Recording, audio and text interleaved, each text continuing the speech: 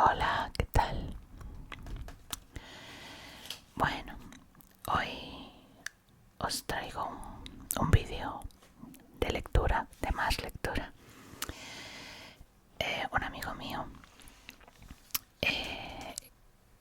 es historiador y está muy interesado, entre otras cosas, en cultura e historia africana. Entonces tiene unos libros que al parecer son muy difíciles de encontrar sobre mitología africana. Y le he pedido que me los preste. Me ha dicho que no, pero que puedo ir a su casa a leerlos. Entonces cada vez que voy a su casa saco un ratito de tiempo para echarle un vistazo. La semana pasada quedamos en su casa para pintar miniaturas y luego cenamos allí. Y me dijo que estos dos libros, como son más fáciles de conseguir, si me los puede prestar. Le entiendo perfectamente. Y cuánta gente no será partícipe del... Si le prestas un libro a un amigo, pierdes un libro y pierdes un amigo. Pero bueno, a mí me ha prestado estos dos libros y se me ha ocurrido que sería interesante echarles un vistazo. He empezado a ojear este de Alfredo Francesc, o supongo que sea Francesc, Cuentos y leyendas Masái. De Miraguano Ediciones, no tengo ni idea. Y este otro, que todavía no he empezado a ojearlo, de Safiatou Amadou, lo siento muchísimo si pronuncio mal, como siempre, y José Manuel Pedrosa, este sí sé cómo se pronuncia.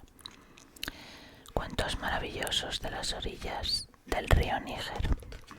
Tradiciones orales del pueblo de Yerma Songhai. No sé si se pronuncia así, lo siento, de verdad, sí estoy asesinando las palabras.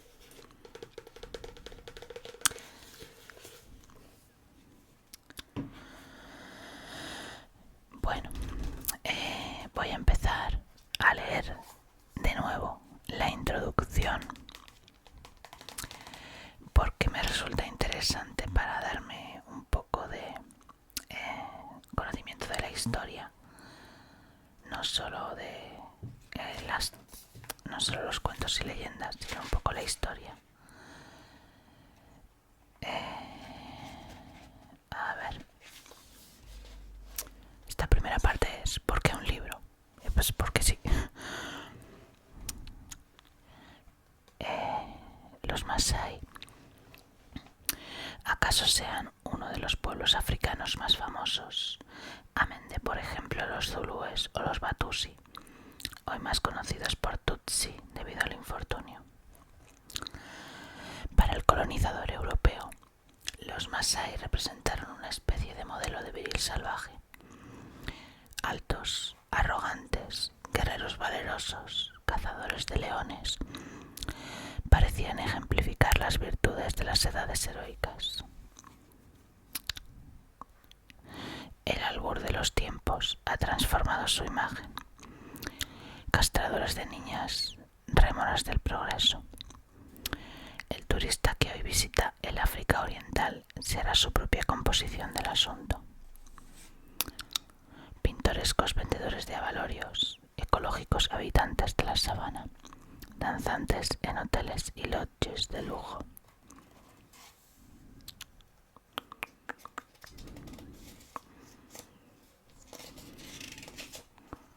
Espera, que voy a ser capaz de darle la vuelta a la página.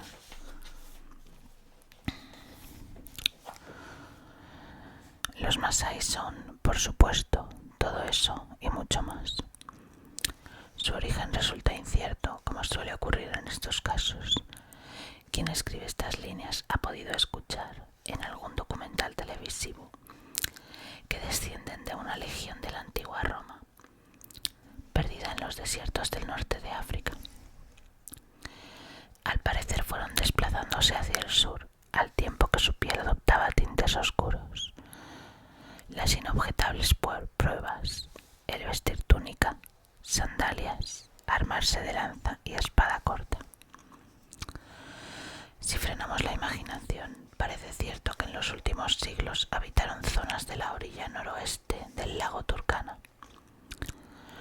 Sus propios mitos hablan de un gran éxodo, la leyenda El Paso de la Escarpadura de Kerio aparece recogida en esta antología, pero es difícil fecharlo o ubicarlo de manera más concreta. Sea como fuere, los Masái iniciaron un movimiento de expansión y en el siglo XVIII ocupaban la actual Kenia y una franja septentrional de Tanzania, hasta aproximadamente la latitud en que hoy se sitúa Dar es Salaam. La historia está atestada de migraciones de pueblos pastores en toda Asia y Europa. Los Masái, pastores al fin, apoyados en una estructura militar sobre la que se engarzaba toda su organización social, descendieron al sur con un empuje irresistible para sus vecinos. Los ocupantes de terrenos codiciados fueron batidos por las armas. Se retiraron a las tierras más altas, de poco interés para los invasores, al no tener gran calidad como pastizales. También fueron en parte absorbidos, puesto que los Masái trazan sus linajes de forma patrilineal, por lo que pueden capturar mujeres y engendrar hijos que serán considerados Masái a todos los efectos. La ocupación fue operativa. El poder militar Masái estaba sobradamente capacitado para controlar su territorio y organizar campañas punitivas en cualquier punto en donde fuera necesario. Algún autor conjetura que las regiones centrales de África quedaron a salvo de los cazadores árabes de esclavos por este motivo. En cualquier caso, conviniendo en tal capacidad bélica, diríase que el esclavo Masái no parecía el más adecuado. Podemos imaginar que su talante orgulloso de guerrero no era el más deseable para un tratante o un comprador. Por contrapartida, la mujer Masái alcanzaba, según estas fuentes, un alto precio en el infame mercado. Era sumisa y dócil, hábil artesana y desarrollaba un valor añadido por su condición de trofeo difícil de capturar. La llegada del colonialismo europeo alteró la situación. Sus primeros legados fueron exploradores, misioneros, científicos. Sus nombres conocidos, los Livingstone, Stanley, Barton, recorrieron el continente africano y han dado origen a la legendaria figura del temerario europeo, y lo cierto es que lo eran, que cruza selvas vírgenes y llanuras hostiles. Las primeras expediciones británicas y germanas que se internaron en el país Masái, lo que algunos llaman Masailand, no hubieron de enfrentarse a colisiones violentas. Excepciones hubo, por supuesto, y el viajero puede aún encontrar el gran túmulo en el Parque Nacional de Hell's Gate, Kenia, donde el alemán Fischer fue derrotado en toda regla por uno de los clanes Masái en 1882. Este sencillo hecho confirma la autoridad que ejercían sobre la región sus moradores. La expansión europea no contaba con menos ambición que la Masái. La zona resultaba, por lo demás, atractiva, pues representaba el camino natural hacia el lago Victoria y Uganda, que fue tildada en su día por Churchill como la perla de la corona imperial. La civilización europea, por supuesto, era infinitamente superior en lo referente a tecnología,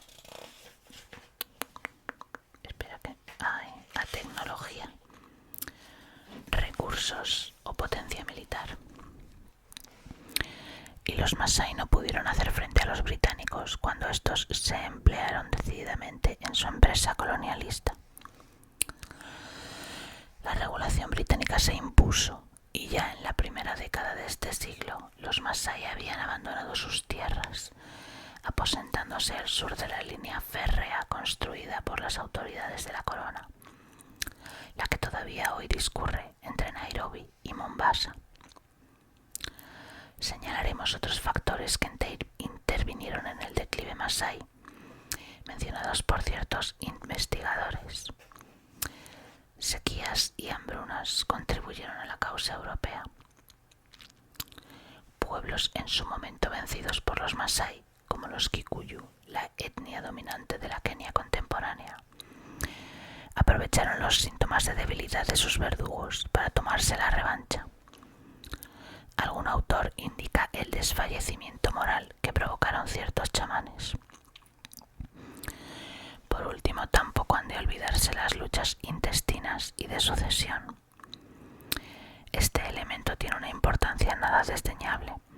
Clanes completos desaparecieron por disputas internas, tras combates y absorciones posteriores de los supervivientes por los clanes vencedores.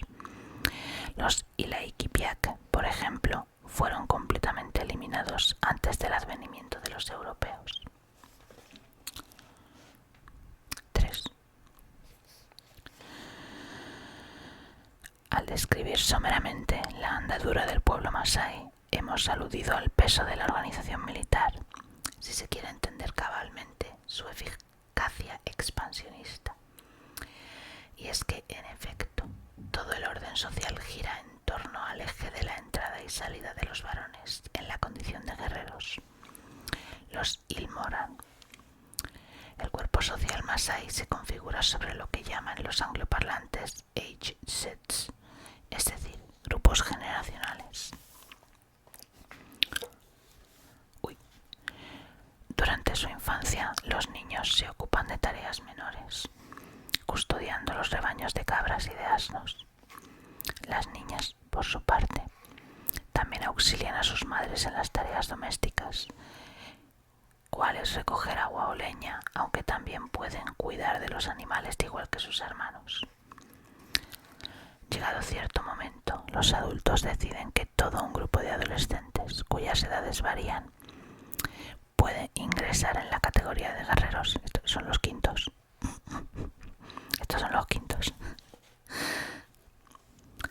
El paso lo marca un ceremonial de enorme importancia. Los muchachos son circuncidados y se les inician los rituales en los tabúes. Por usar un término común entre los antropólogos, son enculturados.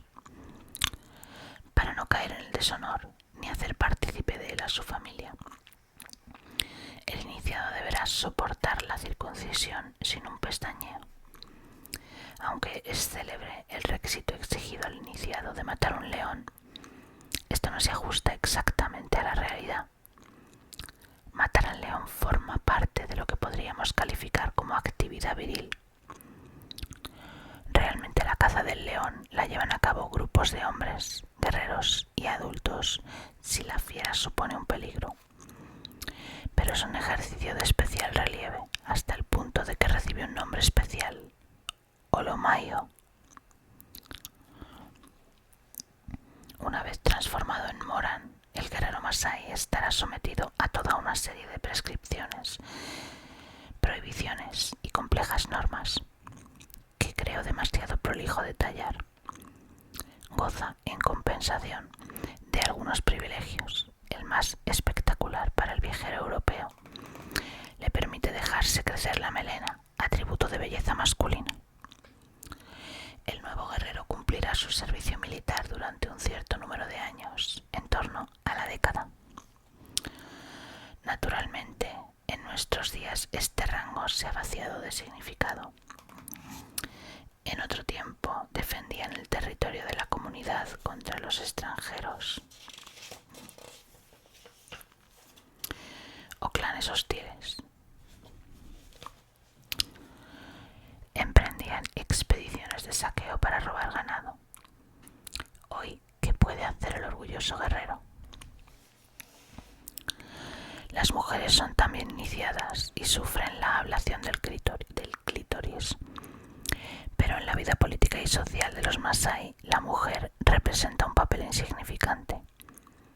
Aunque, al igual que sucede entre otros muchos pueblos africanos, su contribución a la economía no es pareja con el lugar que ocupa en la jerarquía familiar. Los adultos se reúnen una vez más, transcurrido el tiempo que han creído oportuno. Los jóvenes guerreros han pasado como tales el periodo suficiente y deben acceder a la condición de adultos. Las ceremonias, prohibiciones y tabúes varían, pero cruzado este último ecuador en sus vidas, los Masái dispondrán de capacidad para contraer matrimonio o matrimonios, si su riqueza se lo permite. 4. Esta sucesión de escalones que el Masái cumplimenta tiene una segunda lectura. En cada uno de los pasos, de niño a guerrero, de guerrero a adulto de pleno derecho, se eligen los dirigentes de la comunidad. Son básicamente 5 y tendrán autoridad sobre todo el grupo generacional del cual se extraen y eventualmente sobre la tribu entera. Los líderes surgen a lo largo de los complicados rituales que, grosso modo, se han descrito. Recordemos que los cambios de condición no se consiguen en un único día, sino que las ceremonias se suceden a lo largo de lapsos más o menos dilatados. El Olaigenani es seleccionado durante las solemnidades previas a la circuncisión. Su poder no va más allá del grupo de edad al cual pertenece. Vendría a ser algo similar a un consejero jefe. El Olobolosi Olkiteng también es escogido en el momento anterior a la circuncisión. Su autoridad queda, de la misma manera, limitada a los coetáneos, pero se nos antoja complicado saber hasta qué punto es una verdadera autoridad. Tiene un señalado papel en los rituales y es, desde luego, respetado, si bien esto no equivale a ejercer prerrogativas de mando. Se elige al Olotuno durante las ceremonias que prestan al guerrero la condición de adulto. Sus competencias están supeditadas al Olaigenani, pero las atribuciones de su papel le erigen en líder de todos los adultos. Será, además, el primero en casarse entre los componentes de su grupo. Nadie está facultado para contraer matrimonio antes que él. El Oloboro Nkene dispone de una autoridad difícil de definir. Es inferior a la del Olotuno, pero no está bajo su mando. Podemos equipararlo al Olobolosi Olkiteng, aunque a un nivel más alto, habida cuenta de que ya no tratamos de la generación de guerreros, sino de la de adultos. El Oloiboni, para rematar este catálogo conspicuo, posee una personalidad que nos es más familiar: el adivino, el hechicero. Bajo su potestad no solo se halla el grupo generacional, sino toda la tribu. El Oloiboni, por emplear una frase manida, nace, no se hace. Único de estos sobresalientes que no es seleccionado. Su facultad más considerable consiste en aprobar el inicio de una guerra o imponerle veto. Todo el sistema de justicia, militar, religioso, cae bajo la férula de estos 5 hombres. Sus decisiones se tienen por incuestionables. Son los núcleos de poder dentro de la estructura que componen familia, grupo generacional, tribu, clan. Espera, que se están saliendo las páginas.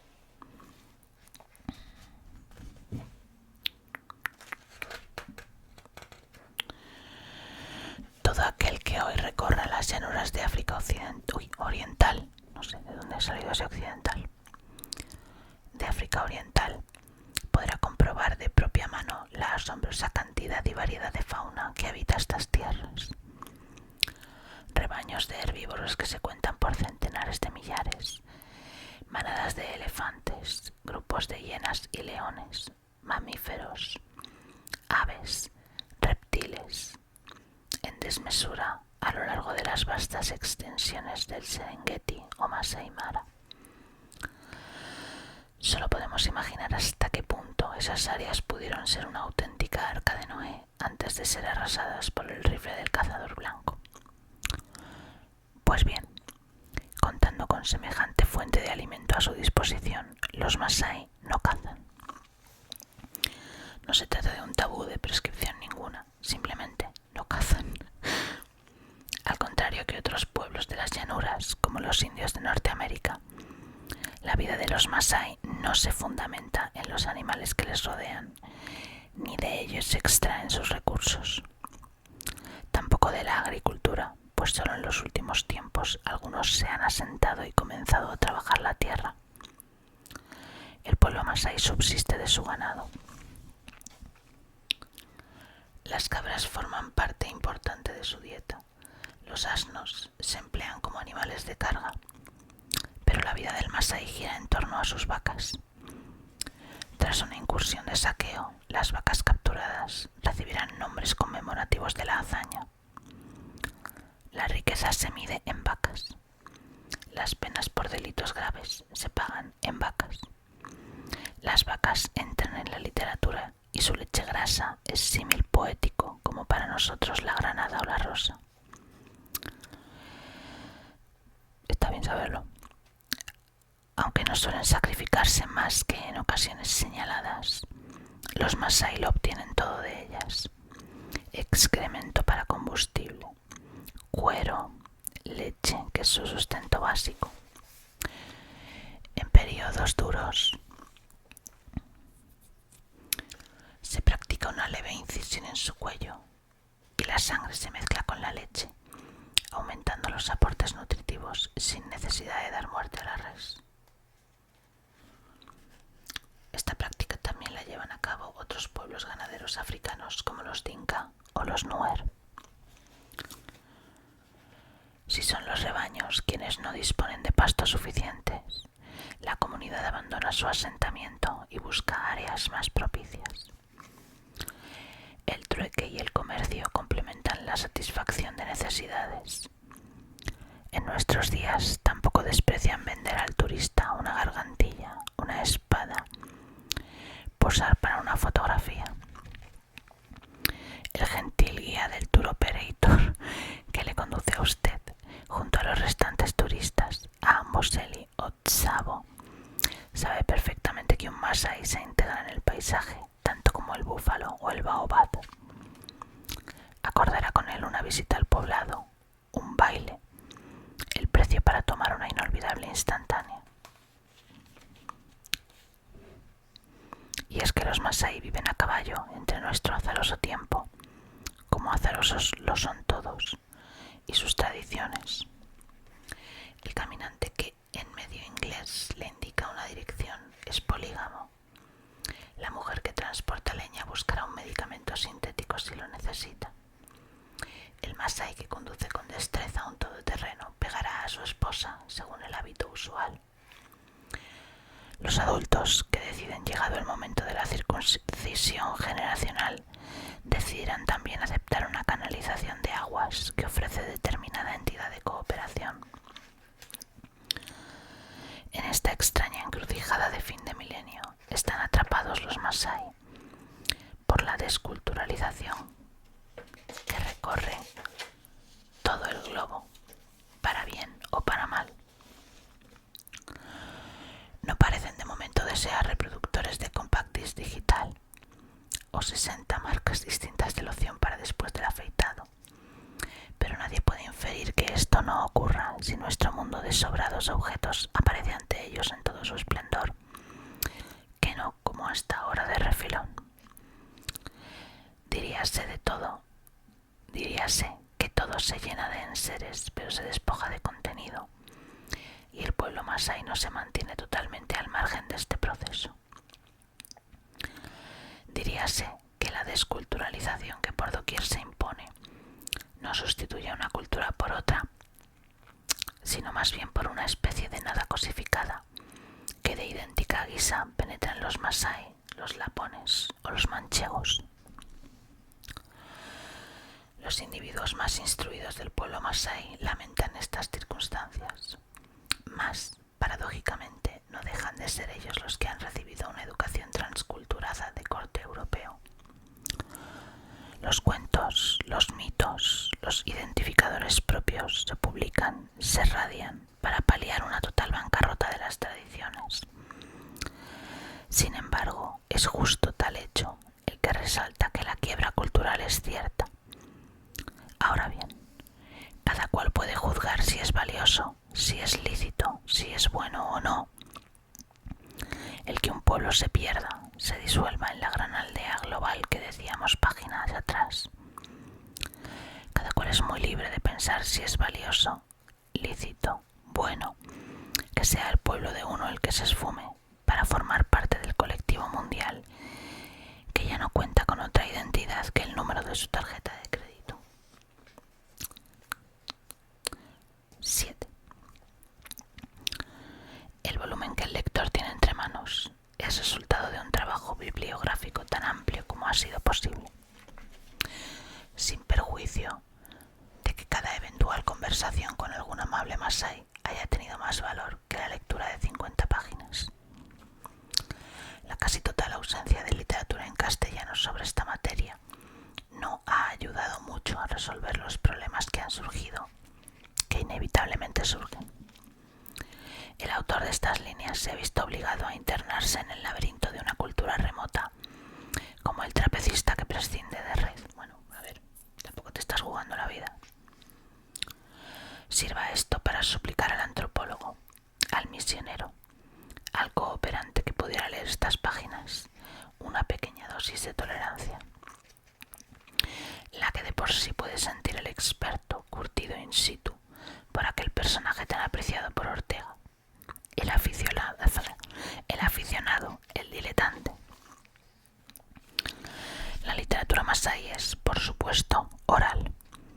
El narrador es un personaje estimado si ejerce este menester con brillantez. Se hace además con funciones de actor. Remeda, imita, altera la voz, se sirve de la mímica. El lector habrá de suplir esta relación en caliente por el contacto con el papel impreso, mientras se acomoda en su sillón favorito. Escribo en un invierno madrileño. La lluvia helada, persistente, causa en el tráfico numeroso el más completo caos.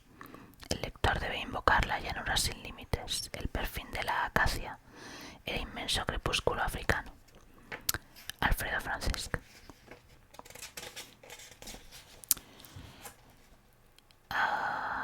Esto no sé lo que es, creo que son todos los libros que tiene publicada esta editorial o esta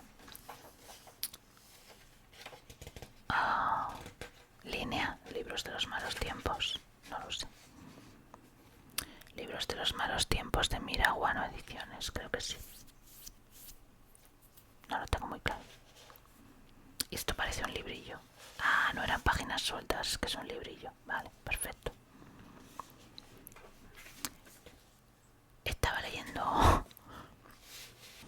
Vale, por eso estaba suelto.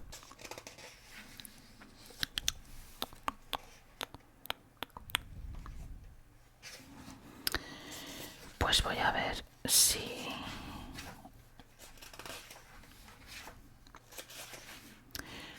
Voy a leer una de las historias, ¿vale?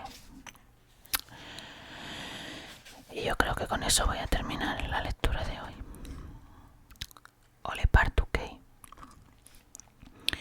Ole Partuquei vivía en compañía de otros guerreros. Era un hombre de tamaño formidable e inmensas fuerzas. Su gigantesco vigor solo podía compararse a la enormidad de su apetito. Y dado que los guerreros estaban en un Olpul y entonces solo se alimentaban de carne, apenas se encontraba forma de saciar su gran voracidad. No pasó, pues, mucho tiempo antes de que decidiera abandonar la aldea y partió para vivir en el bosque, llevando consigo a su criado, Murunia Kia. Las semanas transcurrieron y Olepartukey fue cobrando hábitos cada vez más salvajes. No cubría ya su cuerpo con vestiduras, sino que vagaba sin otras ropas que su vello hirsuto y tupido. Profería gruñidos y ronquidos más propios de bestias que de un hombre. Dormía al aire libre o al cobijo de arbustos, al azar de sus correrías. Los animales lo temían y lo huían, evitando pasar cerca de su cubil. Cuando agotaba la caza en el terreno en el que hubiera establecido su campamento, lo levantaba y se guarecía en otro punto del bosque.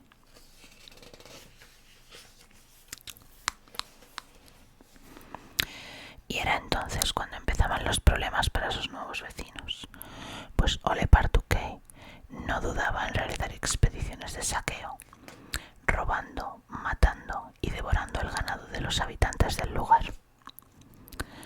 Los que fugazmente podían ser testigos de sus fechorías apenas eran creídos cuando hablaban de un gigante feroz que recorría desnudo los bosques lanzando gruñidos y matando vacas. Una tarde, Olepartukey y su sirviente, Murunia, acechaban un rebaño. El guerrero que lo custodiaba se percató de la presencia del gigante y vio cómo avanzaba hacia un buey gordo y lleno de grasa. Palpó la empuñadura de su espada, pero demasiado atemorizado para enfrentarse al titán, de un salto se refugió tras unos arbustos. Desde allí lo vio asir por el rabo al buey y con una sola mano arrastrarlo hacia sí. Aunque estaba asustado, su orgullo de guerrero y su obligación de cuidar el rebaño pudieron más que el miedo, por lo que se lanzó sobre el dorso de Olepartukey y descargó en su hombro un gran golpe con la espalda, dejándosela clavada. Olepartukey pensó que su criado le daba toquecitos en la espalda. —¿Qué ocurre, Murunia? —preguntó. —Nada, señor —fue la respuesta, pues Murunia no había visto el ataque del guerrero. Sin más dilaciones, el gigante rompió el cuello del buey con un sencillo movimiento y lo llevó a rastras hasta la espesura. Más tarde, en su campamento, Olepartukey sintió que algo le chorreaba por la espalda. —Murunia —dijo—, creo que estoy sudando. Trae algo con que limpiarme y enjúgame. Murunia vio entonces la herida de su amo y tartamudeó. No es sudor, señor. Tienes una espada en el hombro. Es sangre.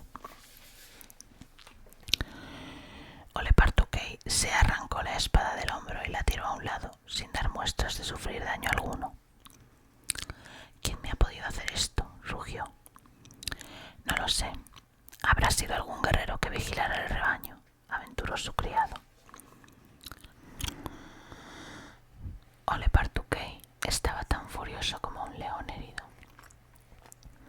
Entre terribles improperios tomó el mismo camino que le había llevado al rebaño de vacas, jurando vengarse de la ofensa recibida. Mientras esto ocurría, el guerrero había regresado a su poblado con el ganado. Junto al fuego relató a sus compañeros lo ocurrido, sin olvidar jactarse un poco. He dado a ese gigante, decía, una lección que nunca olvidará. Sus amigos estaban horrorizados. ¿Sabes lo que has hecho? Nos has metido en un buen lío. Y así fue, puesto que Olepartukey había seguido las huellas de las vacas hasta el poblado, y en ese instante saltó por encima del cercado, atacando por sorpresa. Los guerreros embestidos de improviso huyeron en todas direcciones. Olepartukey, rápido como un animal salvaje, aferró por una pierna al que hasta ese momento había estado alardeando y lo lanzó como a un muñeco contra un matorral espinoso. Después arrancó un árbol de raíz, lo blandió como si de una maza se tratara y cargó contra todos los demás. No se detuvo hasta dejar la aldea sembrada de cuerpos malheridos. Entonces se dio por satisfecho y abandonó el lugar. Pasó mucho tiempo y una gran sequía llegó a la tierra de los Masái. Las lunas se sucedieron, pero ni llegaron las lluvias ni los ríos trajeron agua. Los Masái y su ganado se morían de sed. Ante estos hechos,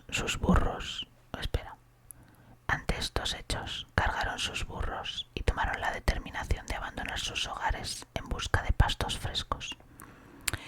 Solo un hombre, Lancas, optó por quedarse. El único lugar que permanecía aún verde y húmedo en los alrededores era el bosque, pero en el bosque tenía su hogar Ole Partuquei. Por fortuna, Lancas había sido mucho tiempo atrás buen amigo del gigante, cuando ambos fueron guerreros. Así pues, decidió intentar persuadir a su antiguo amigo de que le dejara llevar su rebaño a pastar a la espesura, y no sin nerviosismo emprendió la marcha hacia allí. Ole Partuquei, le dijo, estoy a tu merced en estos tiempos de dificultades. Eres el señor del bosque, y así se te reconoce, y se sabe que nadie puede apacentar sus rebaños aquí sin tu permiso. Pero por nuestra vieja amistad te pido que me dejes traer a mi ganado antes de que muera. Lancas, viejo camarada, trae cuando quieras tus vacas, tus cabras y corderos. Eres libre para recorrer mis dominios con total seguridad. Me encantará compartir este gran bosque contigo, respondió Ole Partuquei, pero en sus ojos fulgió un brillo voraz. Aliviado, Lancas condujo su ganado al bosque. Como exige la costumbre entre los Masái, presentó a Ole Partuquei un magnífico toro para sellar el acuerdo al que habían llegado. Y todo fue bien hasta que en uno de sus vagabundeos el enorme salvaje dio con los rebaños de Lancas, que pacían indolentes. Bien alimentados y sanos, los animales produjeron en Ole Partuquei una excelente impresión. Vaya, vaya, se dijo, realmente mi amigo Lancas tiene unos hermosos toros en mis tierras. Mas, ¿por qué debe él tener tantos y yo ninguno? Si yo he permitido generosamente compartir mis propiedades, bien puede compartir él conmigo su ganado. Y desde aquel día comenzó a acechar el ganado de su antiguo camarada, esperando la ocasión propicia. Esta no tardó en llegar, por cuanto Lancas partió de viaje. Ole Partuquei no tuvo más que escoger. Se hizo con un hermoso toro berrendo, con manchas rojas en el lomo y la cerviz. Lo llevó hasta su campamento y se lo comió en una sentada. Cuando volvió a sentir hambre, robó un segundo toro y después un tercero, hasta que Lancas regresó. Desesperado comenzó a gemir. Mis toros, ¿dónde están? Entregué a Ole Partuquei el mejor de todos y él me roba 3, aprovechando mi ausencia. Ha tratado a su amigo más antiguo como al peor de sus enemigos, pero si busca problemas, acaba de encontrarlos. Juro por la sangre del toro que selló nuestro pacto, que me vengaré. Lancas ardía de rabia. Fue a visitar a un cazador conocido suyo y consiguió algunas flechas envenenadas. Cuando el cazador supo el propósito de Lancas de matar a Ole Partuquei, no dejó de alegrarse, pues su terrible presencia ponía en fuga a todos los animales. Después, Lancas buscó el rastro de Ole Partuquei y lo siguió hasta el campamento. Allí estaba Ole Partuquei, sentado en el suelo. Remataba su comida, un hipopótamo recién abatido. Lancas buscó furtivamente un matorral que le ocultara. Apuntó con calma, montó el arco y disparó 3 flechas envenenadas. La primera zumbó junto al oído del gigante. La segunda le rozó el brazo, pero la tercera se clavó profundamente en el enorme brazo. Ole Partuquei lanzó un rugido al sentirse herido y echó miradas furiosas en derredor buscando a su atacante, pero no pudo dar con Lancas. ver que su tercer dardo daba en el blanco, se había zambullido en lo más denso de la espesura.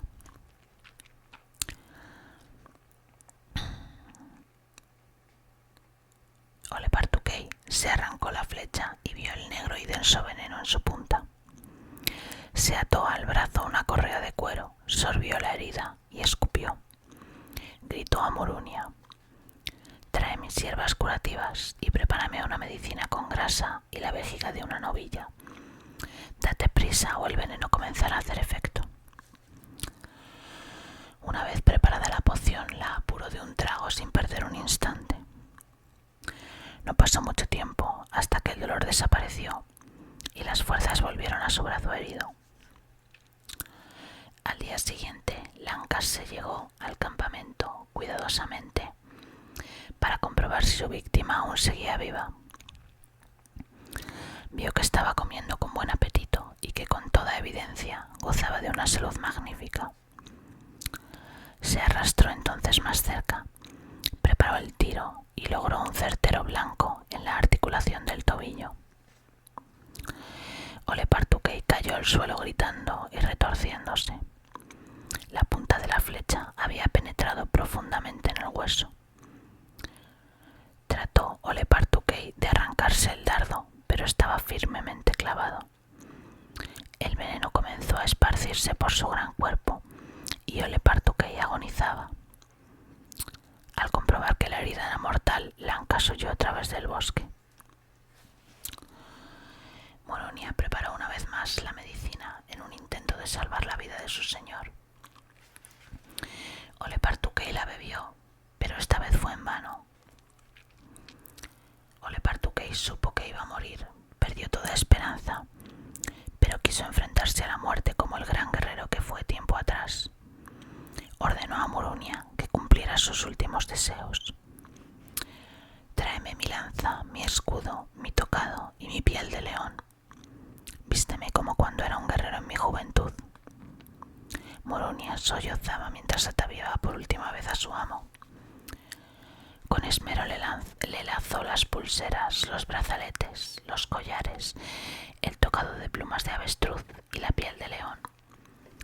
Colgó de su brazo el gran escudo con la estrella blanca y en su puño puso la lanza con la punta mortal recién afilada. Empleando cada ápice de su fuerza, Murunia alzó a su señor, vestido como si hubiera de enfrentarse a una terrible y gloriosa batalla, y lo apoyó contra el tronco de un árbol. Y mientras el sol se hundía en el crepúsculo, Olepartukey unió su espíritu al de sus antepasados. Al día siguiente, Lancas regresó a comprobar que había sido del gigante. No oyó ruido alguno ni vio a nadie, ni al enorme salvaje ni a su criado. Únicamente grandes montones de huesos formando pequeñas colinas. Regresó a su pueblo y contó que el gigante y Murunia, que ya habían desaparecido. Las pequeñas colinas que aún hoy se levantan en la tierra de los Masái siguen llevando el nombre de Olepartukey.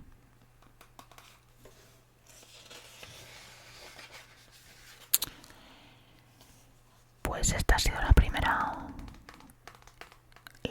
cuento o barra leyenda del libro. Creo que lo voy a dejar aquí.